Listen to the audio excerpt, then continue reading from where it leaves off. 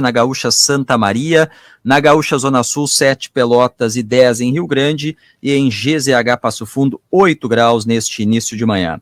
HB20 pelo menor preço por tempo limitado, não perca, vem para Car House, Farmácia São João, cuidar da sua saúde é a nossa missão. CDL Porto Alegre, sempre em movimento para fortalecer o seu negócio. Stock Center, preço baixo com um toque a mais. Conta Universitária Banrisul, cashback e muitas vantagens, abra sua pelo app. E Biscoito Zezé, carinho que vem de família há 55 anos. O Rio Grande do Sul terá amanhã a primeira visita deste mandato do presidente Luiz Inácio Lula da Silva, vai passar por Porto Alegre e por Viamão. Em Porto Alegre vai fazer uma visita ao Hospital de Clínicas, as novas instalações, a ampliação do Hospital de Clínicas, vai ter também um almoço com o governador Eduardo Leite e ex-governadores, e antes, ainda no final da manhã, estará em Viamão para a entrega de casas, são quase 500 casas, 446, do programa Minha Casa Minha Vida. E você pode assistir a partir de agora a entrevista também em GZH, estamos lá no site, no aplicativo e no YouTube de GZH, recebemos no programa Presidente Lula, bem-vindo, bom dia. Bom dia, Leandro. Seja bem-vindo, presidente, ao Rio Grande do Sul amanhã. Temos vários assuntos aqui para tratar, deixa eu começar com os investimentos para o Rio Grande do Sul. O senhor fará amanhã algum anúncio? Olha, nós estamos trabalhando, Leandro, as propostas que nós recebemos dos governadores, porque eu não sei se você se lembra, logo que depois que eu tomei posse, nós fizemos uma reunião com os 27 governadores para que cada governador pudesse entregar aquelas que são as obras consideradas prioritárias para o Estado.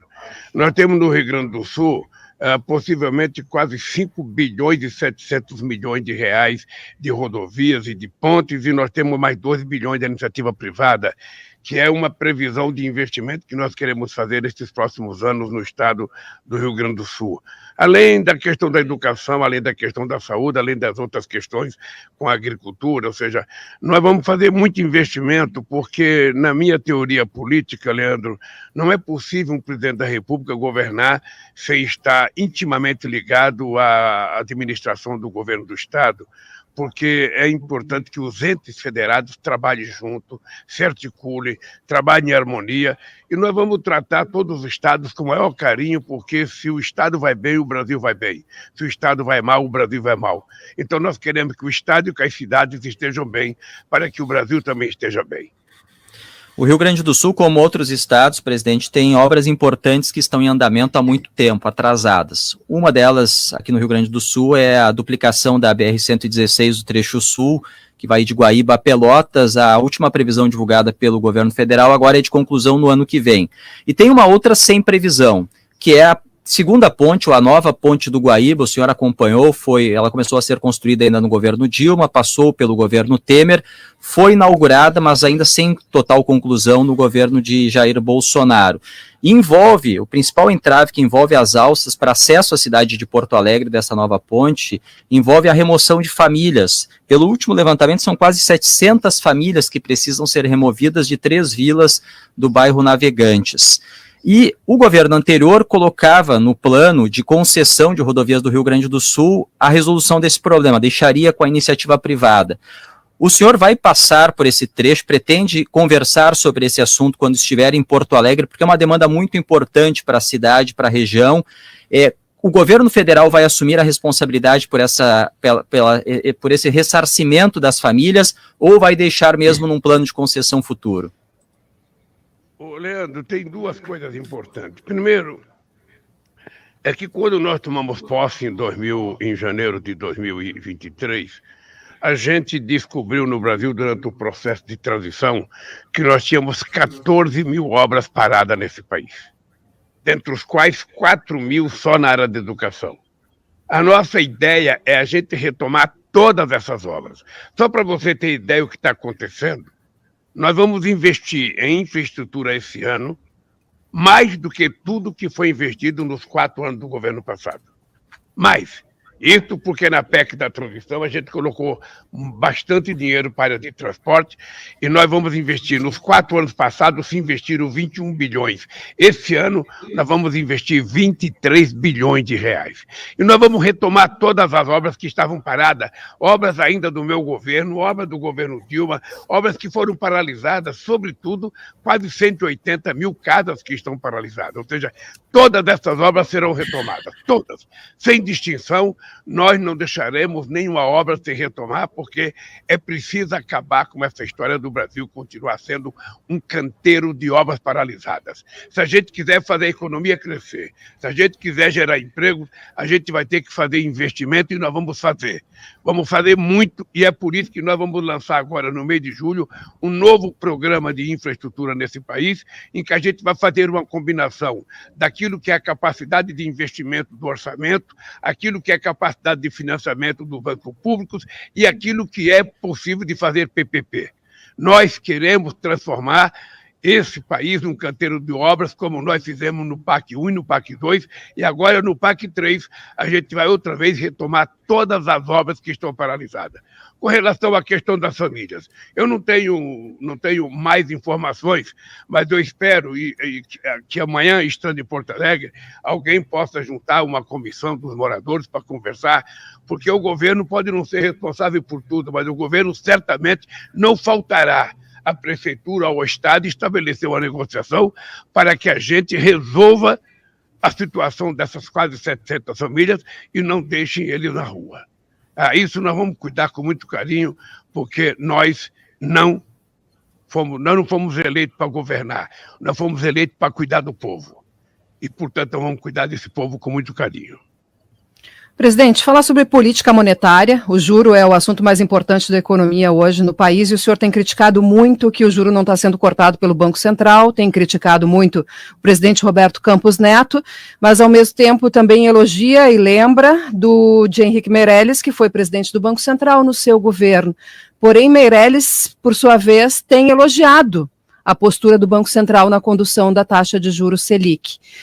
Quem está certo nisso, presidente? Como o senhor acha que deve ser conduzida a política monetária agora? Eu não vou dizer quem que está certo. Deixa eu lhe falar uma coisa, Jane. O Senado, quando aprovou a autonomia do Banco Central, ele estabeleceu alguns critérios para que o Banco Central seja autônomo. Um deles é cuidar da inflação. Outro é cuidar do crescimento e cuidar do emprego.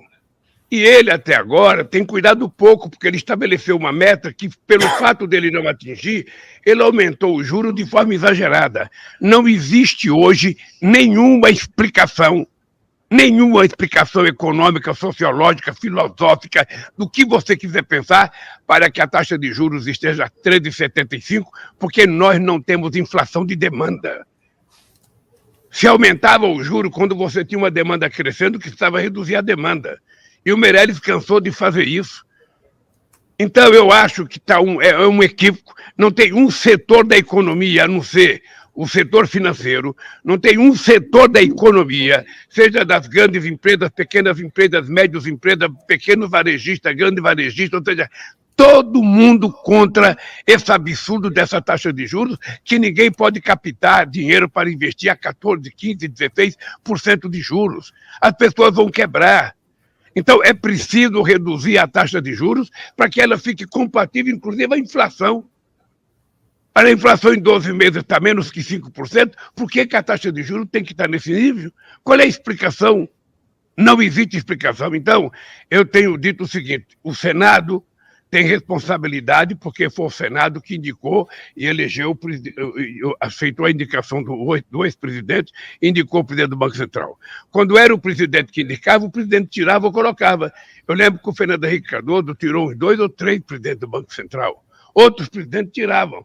Agora você tem um cidadão que me parece que não entende absolutamente nada de país, não entende nada de povo, não tem sentimento com o sofrimento do povo, sabe? E mantém uma taxa de juros para atender os interesses de quem?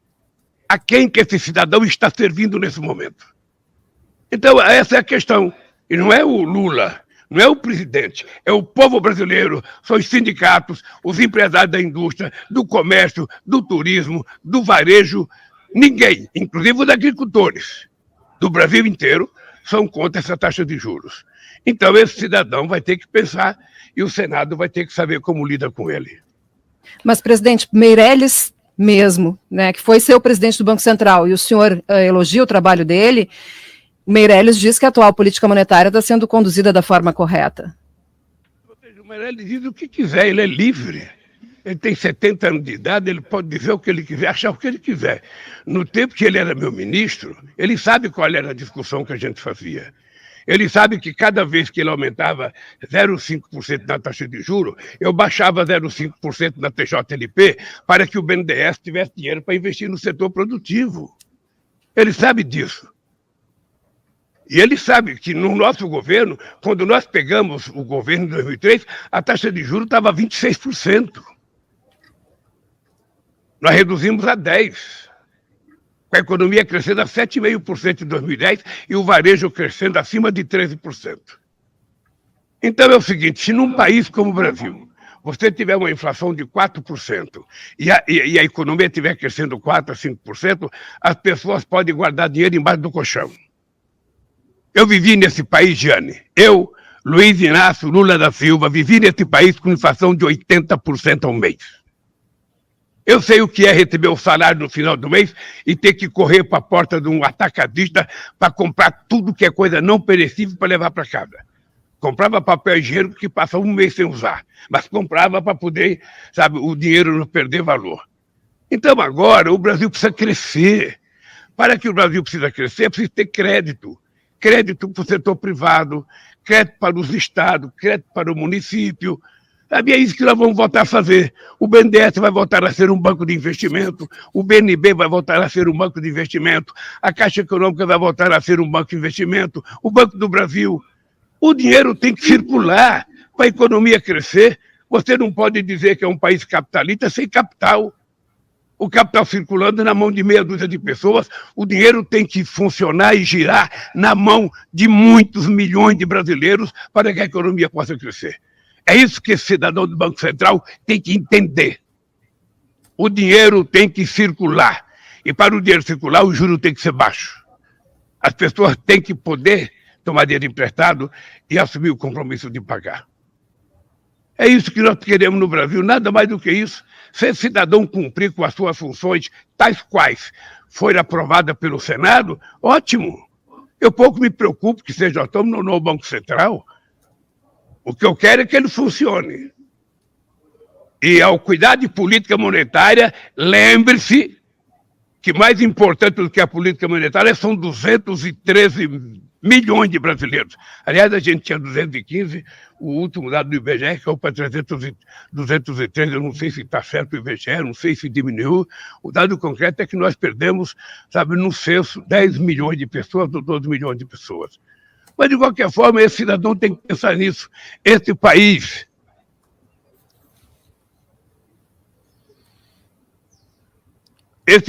era o país mais respeitado do mundo, era o povo mais alegre, era o povo com mais esperança. Esse país caiu no entristecimento. Então, é esse país que nós queremos levantar. E para levantar tem que ter dinheiro para investimento. E para ter dinheiro para investimento tem que ter juro barato. E para ter juro barato, o Banco Central precisa assumir aquilo que está na lei que aprovou a sua autonomia. Presidente, bom dia. Outra discussão importante na economia é a mudança no horizonte das metas de inflação. Hoje tem reunião do CNM, o Conselho Monetário Nacional. O ministro Fernando Haddad confirmou que o tema vai ser debatido. O senhor defende uma mudança nesse horizonte de metas? Qual a sua opinião sobre o sistema adotado hoje e as propostas que estão na mesa? Matheus, você percebe que não é prudente eu estar dando uma entrevista 20:09 e falar da atuação do Conselho Monetário no dia que eles vão se reunir. Ou seja, eu não quero influir na decisão do Conselho Monetário Nacional. Ele sabe o que fazer, sabe como tem que decidir. Eu fui presidente e participei de muitas decisões dessas. E eu lembro que em 2005 as pessoas queriam reduzir a meta da inflação para 3%. E nós discutimos de não reduzir para 3%, porque senão ficava muito difícil a gente alcançar, sabe, o cumprimento da meta. É por isso que a gente aprovou no meu governo 4,5% com a banda para mais 2 e para menos 2, e era o que o Brasil precisava naquela época. Eu não sei qual é a decisão do Conselho Monetário, eles vão tomar a decisão.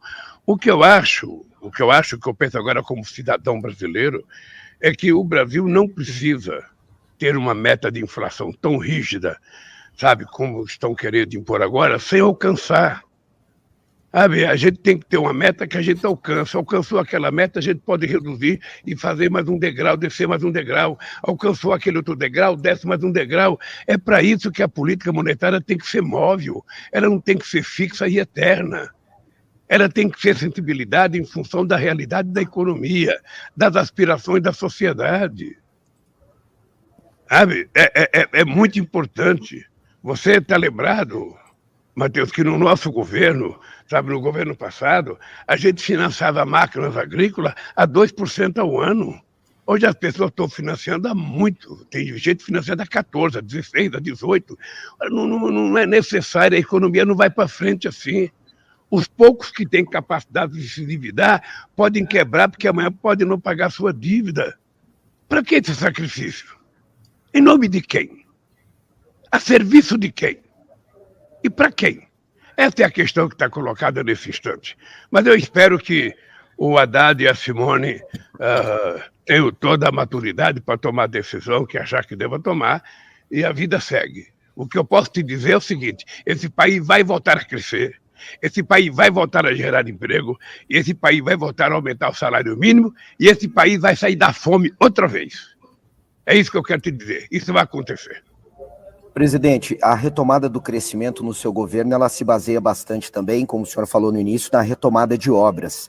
Eu quero aqui, quando vai sair o PAC 3, ou o equivalente, eu não sei se o nome foi definido, e como esse programa vai chegar no Rio Grande do Sul. Eu ouvi de alguns ministros que pode ser o estado com maior volume de recursos nesta fase inicial. Não sei se o senhor já tem essa definição e o que pode nos antecipar sobre esse programa de infraestrutura.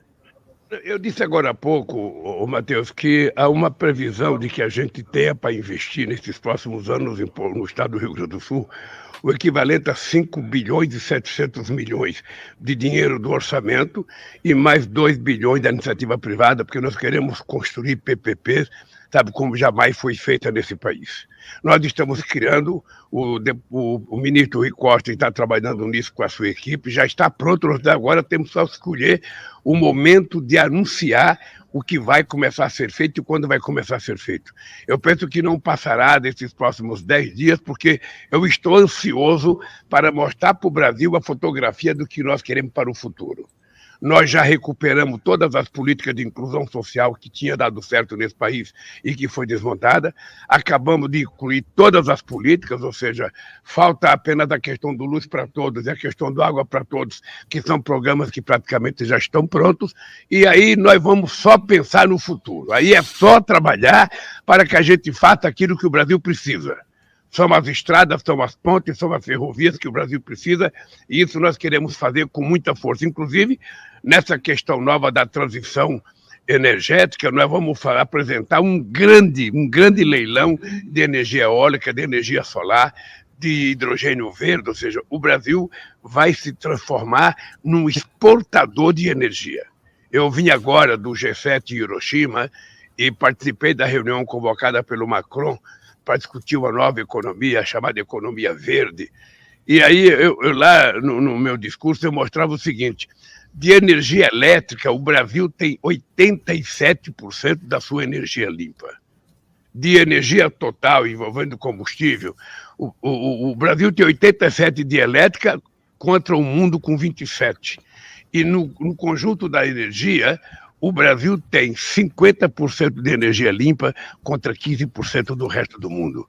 Então, o Brasil tem lições para dar ao mundo. E é isso que a gente vai fazer. Tá? Nós vamos lançar um grande programa, mas um grande leilão, para que a gente possa definitivamente mostrar que se tem alguém preocupado com o planeta, somos nós. Alguém preocupado com a questão climática, somos nós. Por isso, eu acho que o programa será robusto. E a coisa mais importante, Matheus, é que ao invés da gente ficar pensando do Palácio do Planalto para o Piratini, não. nós pedimos para que o Piratini pensasse os projetos e trouxesse para o Palácio do Planalto. Ou seja, é uma coisa que vem de baixo para cima, porque não adianta eu inventar uma obra que eu acho que é interessante para o Rio Grande do Sul. Quem tem que ver qual é a obra importante para o Rio Grande do Sul Sim. é o governador do estado, são os prefeitos da cidade e são eles que nós precisamos atender. Presidente, bom dia. O senhor falou em fazer obras que o Brasil precisa, e eu queria fazer um link com a política externa e sobre um tema que interessa aos gaúchos, que é a relação com a Argentina. O BNDES deve financiar a exportação de produtos brasileiros para o trecho do gasoduto de Vaca Muerta, na Argentina, até a Uruguaiana, aqui no nosso estado. Essa estratégia ela já foi questionada, ou seja, o financiamento pelo BNDES de obras em outros países como Cuba e Venezuela, porque gerou dívidas que até hoje não foram pagas. Não é um risco repetir esse tipo de iniciativa na Argentina, um país que está em crise? E quais as vantagens para os brasileiros, em especial para os gaúchos, desse gasoduto? Rodrigo, deixa aproveitar essa tua pergunta para a gente politizar um pouco a sociedade brasileira. Pelo amor de Deus, Rodrigo, quando a gente financia uma obra no exterior, a gente está exportando engenharia, a gente está exportando máquina e a gente está ganhando muito dinheiro além daquilo que a gente vai receber. Ora, é verdade que a Venezuela não pagou porque o governo brasileiro fechou as portas para a Venezuela? Foram praticamente 4 anos sem relação. Eu conversei com o Maduro agora e eu falei, Maduro, é preciso começar a acertar o pagamento da dívida. E ele vai acertar. Ele vai acertar, Cuba vai acertar e todos vão acertar, porque todos são bons pagadores e nunca deveram ao Brasil. O que é importante é que o Brasil é um país muito grande. O Brasil tem a maior população, é o país mais rico, é o país que tem mais tecnologia. Se o Brasil não ajudar os outros países, como é que vai ficar? Veja o que a China está fazendo no mundo. Veja agora o que a Índia está fazendo no mundo. Veja o que a Turquia está fazendo no mundo. Esses países estão colocando dinheiro em todos os outros continentes. E o Brasil não pode permitir que a China coloque um swap de 30 bilhões de dólares na Argentina, para a Argentina comprar os produtos chineses, e o Brasil, que tinha uma balança comercial de 40 bilhões de dólares com a Argentina, não coloque nada e deixe os produtos brasileiros ficarem aqui na prateleira, porque os argentinos estão comprando chinês. Não, isso é competitividade. E o Brasil precisa sim financiar. E não é financiar a Argentina, é financiar os empresários brasileiros, é financiar as exportações brasileiras. É preciso, Rodrigo, a gente pensar um pouco grande e a gente tentar informar corretamente a sociedade. Sabe, eu sinceramente, às vezes eu fico triste com essa visão pequena de que não pode. Pode e precisa fazer. Quando você empresta dinheiro para que seja feita uma obra em Angola ou em Moçambique, olha, você está emprestando um dinheiro que você não está utilizando aqui porque nem tem tomador emprestado, e você está vendendo produtos. Você vende as máquinas, você vende a sua engenharia, você, além do lucro, você tem o retorno do pagamento. Do dinheiro que o Brasil colocou fora, o equivalente a 10 bilhões, o Brasil já recebeu 12 bilhões. Esses dias eu li uma grande matéria no jornal Valor, mostrando que o Brasil já recebeu 12 bilhões, 2 bilhões de lucros. É assim que se faz no mundo inteiro. Sabe, só o Brasil é que não pode fazer, porque alguém critica, não, mas está dando dinheiro para Cuba, não está dando dinheiro para Cuba. O Estado não pode dar dinheiro para ninguém. O único dinheiro que pode ser dado é para o povo pobre desse país deixar de ser pobre.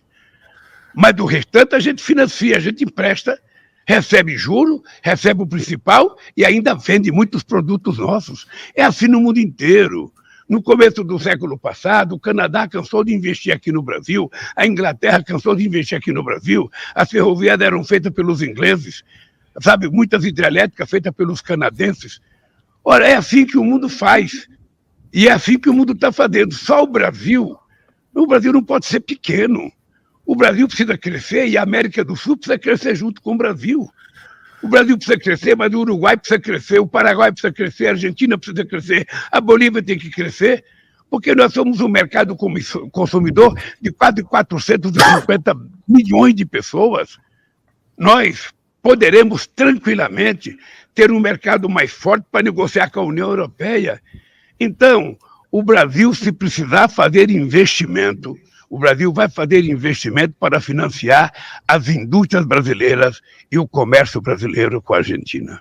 Presidente, aproveitando que o senhor citou a Venezuela e Nicolás Maduro, eu queria aproveitar a oportunidade para o senhor esclarecer por que o senhor, seu governo e parte da esquerda brasileira tem tanta dificuldade em considerar a Venezuela uma ditadura. Olha, deixa eu lhe falar uma coisa. A Venezuela, ela tem mais eleições do que o Brasil. A Venezuela, desde que o Chávez tomou posse... Mas eleições não garantem democracias, né, presidente? Deixa eu lhe falar uma coisa. O conceito de democracia é relativo para você e para mim. Eu gosto de democracia porque é a democracia que me fez chegar à presidência da República pela terceira vez. Tá? Por isso que eu gosto da democracia e a exerço na sua plenitude. Tá? Aqui, eu acho que o mundo inteiro sabe que a governança do PT aqui é exemplo de exercício da democracia. Nunca, antes na história do Brasil, o povo participa tanto da elaboração das coisas como está participando agora. Até o PAA, que é o plano plurianual que nós estamos fazendo, o nosso querido Márcio Macedo e a ministra Simone estão viajando dos 27 estados da nação para fazer debate sobre o próximo orçamento. Então, veja, vai ter eleições esse ano na Venezuela. Vai ter eleições, a Rádio Gaúcha pode mandar uma equipe lá para saber se ela vai ser legítima ou não. Presidente, eu fui preso na Venezuela 3 anos atrás, então acho que o senhor diria hoje que a Venezuela é uma democracia? Deixa eu lhe falar uma coisa. Em 2001, eu tinha apenas 20 dias de governo, eu criei o grupo de amigos da Venezuela, em que participou Estados Unidos, Espanha, Brasil, Argentina, me parece que Canadá. E nós conseguimos fazer com que aconteça o referendo lá. O referendo foi legítimo, a Fundação Jimmy Carter participaram, o Colin Powell, que era o secretário de Estado americano, participou, sabe? A Condoleezza participou, sabe? Foi um resultado eleitoral e muitas vezes a oposição não aceita. Nós não tivemos um cidadão aqui, um sabidinho, que não quis aceitar o resultado eleitoral. Nós não tivemos um cidadãozinho aqui que quis dar golpe dia 8 de janeiro. Tem gente que não quer aceitar o resultado eleitoral. Nem todo mundo é como Lula, que perdeu do Collor, aceitou o resultado, que perdeu 2 vezes do Fernando Henrique Cardoso, aceitou o resultado, vai para casa lamber suas feridas, como diria o Brizola, e se prepara para outra luta. As pessoas precisam aprender a respeitar o resultado das eleições. O que não está correto é a interferência de um país dentro de outro país. O que fez o mundo tentando eleger o Guaidó presidente da Venezuela, um cidadão que não tenha sido eleito, se a moda pega, não tem mais garantia na democracia e não tem mais garantia no mandato das pessoas. Quem quiser derrotar o Maduro, derrote nas próximas eleições agora, vai ter eleições. Derrote. E assuma o poder. Vamos lá fiscalizar. Se não tiver uma eleição honesta, a gente fala. Você vive num país, meu caro Rodrigo, você vive num país em que o presidente da República passou até hoje criticando a seriedade das urnas eletrônicas. Então é preciso que a gente também fique um pouco atento para a gente não ficar apenas fazendo um refrão sobre coisas que a gente às vezes não conhece profundamente. Nós temos um problema na Nicarágua, eu vou conversar com o presidente da Nicarágua, porque tenho relação para conversar, sabe, que eu acho que tem que resolver os problemas com a igreja, mas acabou e cada país toca o seu destino. Cada país toca o seu destino. Presidente, falando de articulação política, o senhor está no 3º mandato, conviveu nos outros 2 com diferentes presidentes na Câmara dos Deputados, e a gente sabe do papel importante que o presidente da Câmara tem para o andamento das votações. Neste primeiro semestre, algumas votações o governo teve muita dificuldade de levar adiante nas articulações políticas. Qual o real poder hoje, qual a dependência que o Palácio do Planalto tem hoje de Arthur Lira e qual é a sua relação pessoal política com o presidente da Câmara? Ô Leandro, deixa eu te dizer uma coisa muito, muito séria e com muita serenidade. O presidente da República, ele tem que estabelecer a relação com o Congresso Nacional, tendo consciência que é ele, presidente da República, que precisa mais do Congresso do que o Congresso precisa dele. Se isso é verdade, então o presidente da República ele tem, da forma muito civilizada, estabelecer política de discussão com o Congresso Nacional. Nós, agora no governo, cada medida provisória que nós fazemos, nós discutimos com as lideranças. Muitas vezes nos reunimos com o Lira na Câmara e com o Pacheco no Senado para discutir a medida provisória. Porque nenhum deputado é obrigado a votar na medida provisória do governo do jeito que o governo quer. A medida provisória é o pensamento do governo, é o pensamento de um ministro, é o pensamento de um segmento da sociedade. Mas quando chega no Congresso Nacional, são 513 deputados, 513 cabeças, 513 pessoas que vêm de lugares diferentes, de origem diferente, de formação diferente, e, portanto, eles têm direito de concordar e não concordar. Eles têm direito de querer colocar emenda ou não.